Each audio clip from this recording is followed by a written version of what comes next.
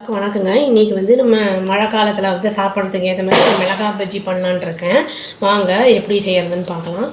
கடையிலேயே வந்து மிளகாய் பஜ்ஜிக்கின்னு வந்து மிளகாய் வரும். அது வந்து இந்த மாதிரி பெருசாக இருக்குங்க. அது மாதிரி வாங்கியிருக்கேன் நான். சும்மா ஒரு 100 கிராம் தான் வாங்கினேன் நான். அப்புறம் வந்து கடலை மாவு ஒரு 100 கிராம்ஸ் எடுத்திருக்கேன். அப்புறம் மைதா மாவு ஒரு 2 டீஸ்பூனு, அப்புறம் அரிசி மாவு 2 டீஸ்பூனு, தேவையான அளவு உப்பு, காரம் வந்து ஒரு 1/4 டீஸ்பூன் வந்து எடுத்திருக்கேன். அப்புறம் வந்து ஒரே பிஞ்சு வந்து அந்த சமையல் சோடா எடுத்திருக்கேங்க, எண்ணெய் பொரிக்கிறதுக்கு. ஏன்னா அந்த வந்து சாஃப்டாக இருக்கும், அது நல்லா புசு புசுன்னு வரும். அதனால் அப்புறம் எண்ணெய் தண்ணி வந்து அதை மிக்ஸ் பண்ணுறதுக்காக எப்படி பண்ணுறதுன்னு பார்க்கலாம். ஃபஸ்ட்டு வந்து இந்த மிளகாய் வந்து காரமாக இருக்கும். சில பேர் அப்படியே போட்டு பண்ணுவாங்க. நான் வந்து இதை வந்து அதை 2ஆக கட் பண்ணி பண்ணலான் இருக்கேன். விதைய உள்ளே இருக்கிறத எடுக்கிறதுனால எடுத்துக்கலாம், இல்லைனா அப்படியேவும் பண்ணிக்கலாங்க.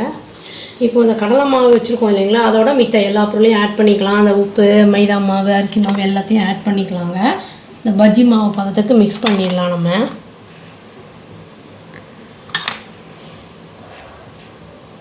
ரொம்ப தண்ணி ஊற்றிடக்கூடாது, பார்த்து விடணும். அது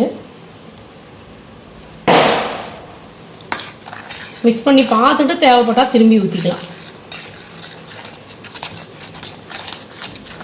இப்போது இந்த இது இப்படி இருக்குது பாருங்கள். இதை வந்து நம்ம கட் பண்ணிவிட்டு நடுவில் அது வந்து விதை எடுக்கிறதா எடுத்துடலாம். நடுவில் ஸ்லிப் பண்ணணும். நான் என்னோடய கடாய் சின்னதில் தான் நான் பொரிச்சு எடுக்க போகிறேன். அதனால் நான் 2ஆக கட் பண்ணிக்கிறேன். அதை இப்போ இந்த மாதிரி கட் பண்ணியிருக்கேங்க நான். இதை வந்து காம்பு அப்படியே வச்சுருக்கேன். இதை அப்படியே டிப் பண்ணி எண்ணெயில் பொரிச்சு எடுக்க வேண்டியதுதான். நல்லா திக்காக இருக்கணும் கோட்டிங், இல்லைனா அந்த மாவுகள்லாம் வந்து அந்த மிளகா தான் தெரியும். அது தெரியாத அளவுக்கு திக்காக இருக்கணும். ரொம்ப நீர்க்காக இருக்கக்கூடாது. அப்படியே எடுத்து போடணும்.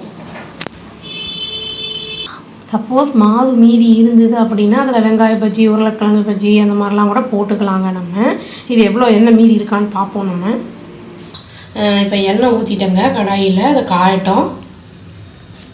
காஞ்சிருச்சுங்க. இப்போ சிம்மில் வச்சிடலாம், இல்லைனா கருகி போயிடும். போட்டுடலாம். இப்போ அது வந்து நல்லா ஃப்ரை ஆகணுங்க, அப்போ தான் ஒட்டாமல் வரும். அது வந்து ஃப்ரை ஆனதுக்கப்புறம் எடுத்துக்கலாம். நம்ம இப்போ உருளைக்கிழங்கு இந்த மாதிரி ஸ்லைஸ் இந்த திக்னஸ்க்கு போட்டிருக்கேங்க. இதை வந்து இதையும் போட்டு எடுத்துடலாம். இப்போ நல்லா கொஞ்சம் ஃப்ரை ஆகட்டங்க. இது உருளைக்கிழங்கு பஜ்ஜி போட்டிருக்கேன் நான். சிம்மில் தான் வச்சுருக்கேன், பெருசாக வச்சா வேகாது. அது வந்து நல்லா ஃப்ரை ஆயிடும். அது கலர் பொடி வேணும்னா போட்டுக்கலாம். நம்ம பார்க்க நல்லாயிருக்கும். அதாங்க இது வந்து நம்ம மழை காலத்தில் வந்து பஜ்ஜி, இந்த உருளைக்கிழங்கு பஜ்ஜி, அப்புறம் வந்து இது வெங்காய பஜ்ஜி, அப்புறம் மிளகாய் பஜ்ஜி எல்லாமே செஞ்சுருக்கேன். இதுக்கு வந்து நம்ம சட்னி வகைகள்லாம் இருக்குது. அதை வந்து நான் லிங்க்கில் ஐகார்டில் கொடுக்குறேங்க நான். இப்போ வந்து நான் சில்லி சாஸ் தான் வச்சுருக்கேன். டேஸ்ட் ரொம்ப நல்லாயிருக்கும். ட்ரை பண்ணி பார்த்துட்டு இப்படி இருக்குன்னு சொல்லுங்கள். இது வந்து கன்சிஸ்டன்சி ரொம்ப முக்கியம். இந்த பஜ்ஜி மாவு கன்சிஸ்டன்சி அதை பார்த்து பக்குவமாக பண்ணணும், இல்லைனா வந்து அந்த கோட்டிங்கே இருக்காது அதில். அவ்வளோதான். ட்ரை பண்ணி பார்த்து இப்படி இருக்குன்னு சொல்லுங்கள். Thank you. Please do like, share and subscribe our channel and click the all option and tap the bell icon. Thank you.